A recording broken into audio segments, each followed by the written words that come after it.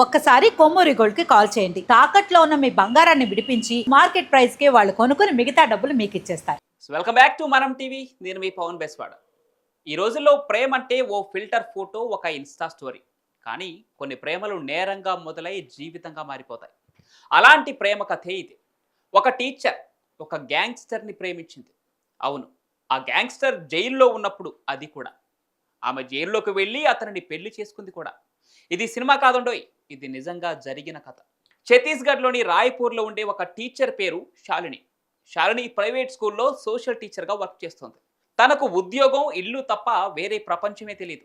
రోజు స్కూల్కు వెళ్ళి ఇంటికి వచ్చాక తల్లిదండ్రులు చూసుకుంటూ తన జీవితం గడిపేసేది. అదే తన జీవితం అన్నట్లు బతికేది. ఒకరోజు శాలినికి ఒక పేపర్లో ఒక వార్త కనిపించింది. అదే ఆమె జీవితానికి టర్నింగ్ పాయింట్.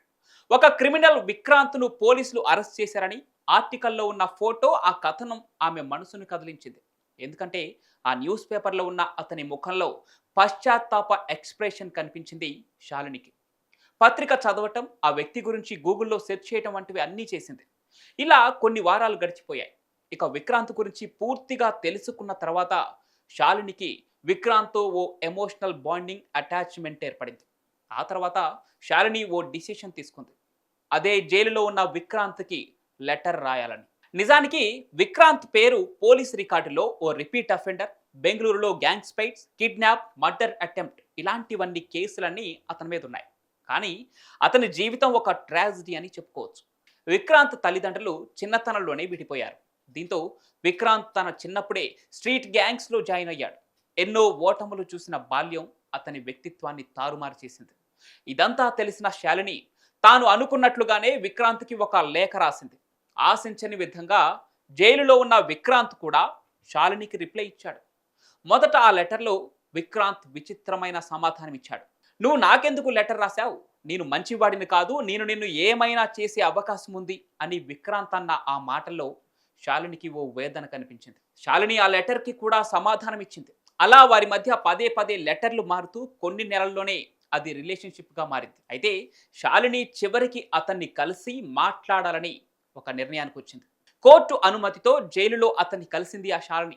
ఇక విక్రాంత్ శాలినిని చూసిన మొదటిసారి చాలా అంటే చాలా ఆశ్చర్యపోయాడు. ఎందుకంటే నిజంగా ఒక టీచర్ తనను ప్రేమించిందా అని నమ్మలేకపోయాడు విక్రాంత్. కానీ కొద్దిసేపు మాట్లాడిన తర్వాత ఆ లేఖలని రాసింది తనే అని కన్ఫర్మ్ చేసుకున్నాడు. మరోవైపు శాలిని కూడా నేను ఒక క్రిమినల్ను ప్రేమించడం కరెక్టేనా కాదా, ఎంతైనా అతను ఒక క్రిమినల్ అని ఆలోచిస్తూనే విక్రాంత్ను కలిసేందుకు జైలు వరకు వెళ్ళింది. ఇద్దరు చాలాసేపు మాట్లాడుకున్నారు కూడా. ఇక చివరగా శాలిని విక్రాంత్కు ఒక మాట చెప్పింది. నేను నిన్ను ప్రేమిస్తున్నాను, నువ్వు మారిపోతావని నమ్ముతున్నాను అని. ఆ మాట విన్న విక్రాంత్కు కన్నీళ్ళాగలేదు. ఆ కన్నీటిని తుడుచుకుంటూ నీకోసం నేను మారుతాను అని తనకు బదులు చెప్పాడు. ఆ తర్వాత కూడా వీరిద్దరి మధ్య లెటర్స్ నడిచాయి. చివరకు 2003 నవంబర్లో ఇద్దరి కుటుంబ సభ్యులు పోలీసుల అనుమతి తీసుకొని జైలులోనే ఒక చిన్న పెళ్లి వేడుక జరిగింది.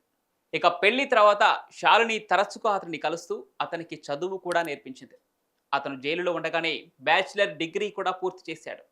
వారి పెళ్లి వార్త బయటకు రావడంతో సోషల్ మీడియాలో కూడా విభిన్న అభిప్రాయాలు వచ్చాయి. కొందరు ఒక టీచర్ ఇలా నేరస్తుడిని పెళ్లి చేసుకోవడం ఏంటని తప్పు పట్టారు. మరికొందరేమో ప్రేమ ఎవరినైనా మారుస్తుందని సపోర్ట్ చేశారు. 2024లో విక్రాంత్కు బెయిల్ మంజూరైంది. బెయిల్ షరతుల ప్రకారం అతను కౌన్సిలింగ్కి హాజరవుతున్నాడు. ప్రస్తుతం విక్రాంత్ ఒక ఎన్జిఓలో పార్ట్ టైం వర్క్ కూడా చేస్తున్నాడు. శాలిని తన టీచర్ ఉద్యోగాన్ని కూడా కొనసాగిస్తుంది. వీరి ప్రేమపై మీ అభిప్రాయాన్ని కామెంట్ల రూపంలో పంచుకోండి. ఇలాంటి మోడర్న్ లవ్ స్టోరీలు మీ చుట్టుపక్కల ఉంటే కామెంట్ల రూపంలో తెలపండి. ఇలాంటి మరెన్నో ఇంట్రెస్టింగ్ వీడియోల కోసం మనం టీవీని సబ్స్క్రైబ్ చేసుకోండి.